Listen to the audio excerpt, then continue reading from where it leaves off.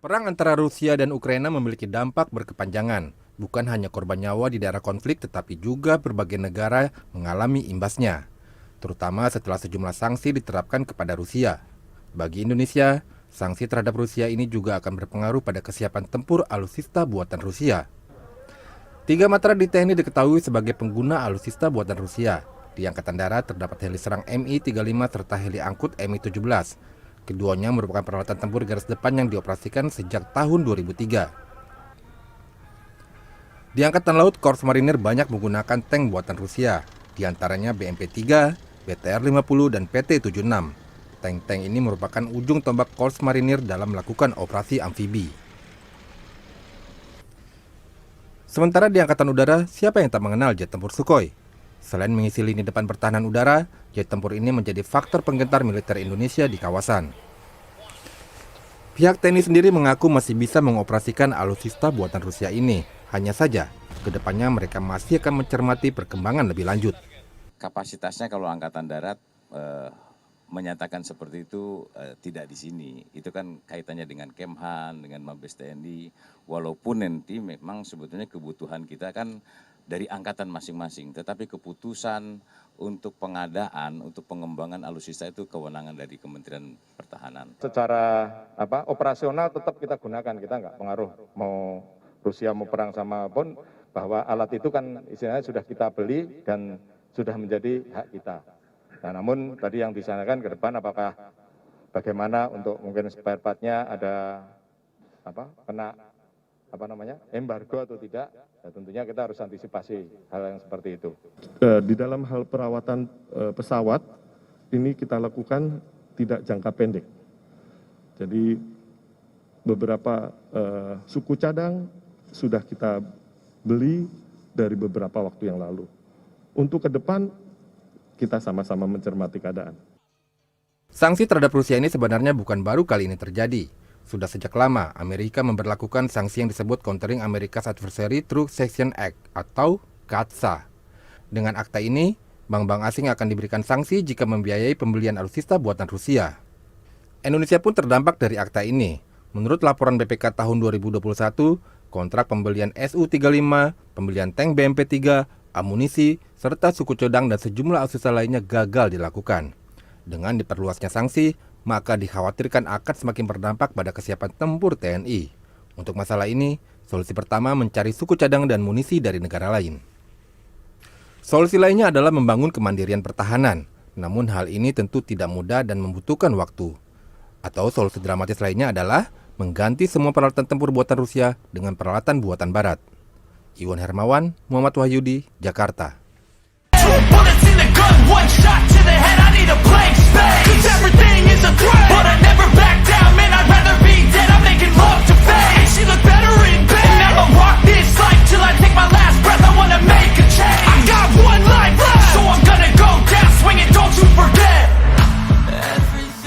Halo sahabat militer Magazines. Militer Indonesia di kancah internasional tidak bisa dipandang sebelah mata. Global Firepower, salah satu situs pemeringkat militer dunia, telah merilis peringkat militer negara-negara di dunia tahun 2022. Dan sangat mengejutkan bahwasannya Indonesia menurut data GFP ada di peringkat ke-15 militer terkuat di dunia dari 140 negara. Padahal di tahun sebelumnya, 2021, Indonesia ada di peringkat ke-16. Ini merupakan pencapaian prestasi yang luar biasa untuk Tentara Nasional Indonesia. Global Firepower memberikan skor indeks kekuatan militer sebesar 0,2251 kepada Indonesia. Hal ini menandakan bahwa kekuatan militer Indonesia semakin mendekati kekuatan militer negara maju. Posisi Indonesia meningkat 1 peringkat ketimbang periode sebelumnya yang mendapat skor 0,2684. Dengan hasil ini, Indonesia menempati urutan pertama di tingkat kawasan ASEAN. Sedangkan di urutan kedua ASEAN atau peringkat ke-28 dunia terdapat Vietnam. Dan Thailand di posisi ketiga di ASEAN dengan peringkat ke-29 dunia. Tentunya data yang diperoleh Global Firepower adalah data estimasi yang tersebar di publik media. karena setiap negara memiliki rahasia militer masing-masing dan tidak sembarangan mempublikasikannya. Tentunya dengan adanya ranking ini sangat penting. Suatu negara tidak akan menyerang negara lain tanpa melihat terlebih dahulu kekuatan militernya. Dan inilah kekuatan full alutsista yang dimiliki oleh militer Indonesia di tahun 2022.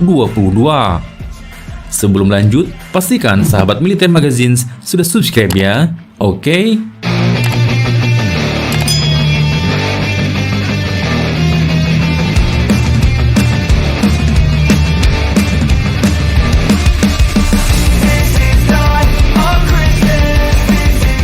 Satu, Merchant Marine Fleet.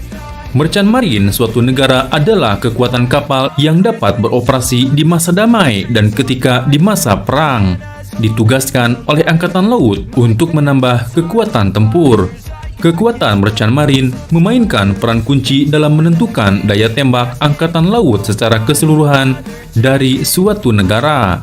Di masa perang, Merchant Marine akan ditugaskan untuk mengangkut tentara, kendaraan, persediaan, dan sejenisnya ke titik mana saja di dunia. Jumlah Merchant Marine yang dimiliki oleh Indonesia mencapai 10.427 unit, yang merupakan jumlah terbanyak di dunia. Di bawah Indonesia terdapat negara Panama yang ada di peringkat kedua dengan 7.980 Merchant Marine. Sedangkan untuk peringkat ketiga adalah negara China dengan 6.662 unit. Wow, luar biasa kan?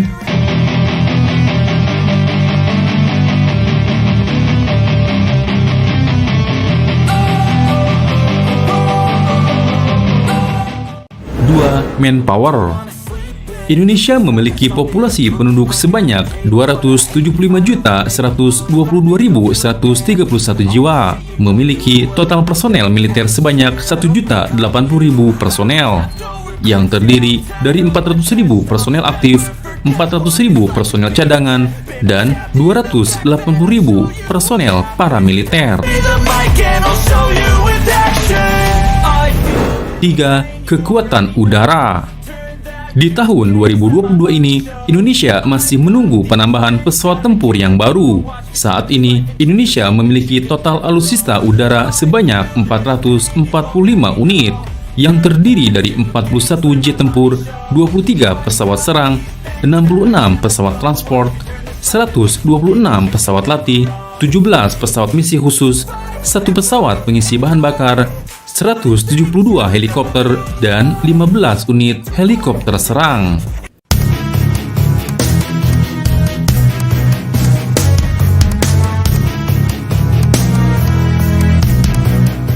Empat, kekuatan darat. Alutsista darat Indonesia terdiri dari 314 tank, 1.444 kendaraan lapis baja, 153 artileri swagerak, 413 artileri tarik, dan 63 proyektor roket.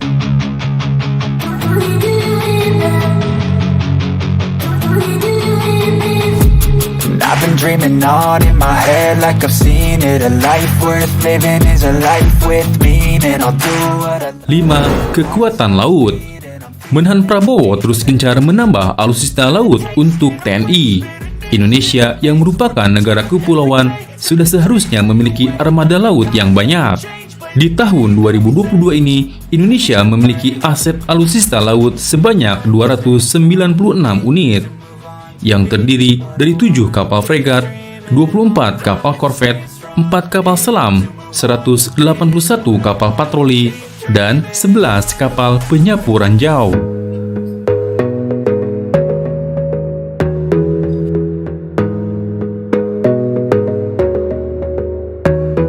6. Sumber daya alam.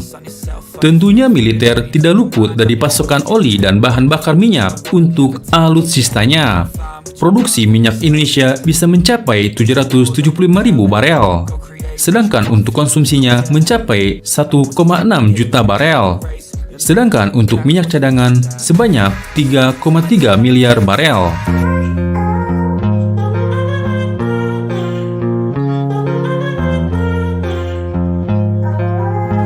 7. Budget militer. Indonesia disebutkan GFV memiliki anggaran dana militer sebesar 9,3 miliar US dollar. Indonesia memiliki hutang luar negeri sebesar 393,3 miliar US dollar. Sedangkan untuk valuta asing, Indonesia memiliki 130,2 miliar US dollar. Dan Indonesia memiliki 3,1 triliun US dollar paritas daya beli. Itulah kekuatan militer Indonesia di tahun 2022 ini. Bagaimana menurut sahabat Militer Magazines? Silakan berkomentar di bawah video ini. Dan pastikan sudah subscribe ya. Oke? I've got an itch I can't scratch, I'm missing a piece that completes a whole part of me, an open wound scar to see. Everybody come here, gather round, welcome to the freak show, the best in town. What the hell's wrong with me? I don't get along with anybody, honestly. I've been living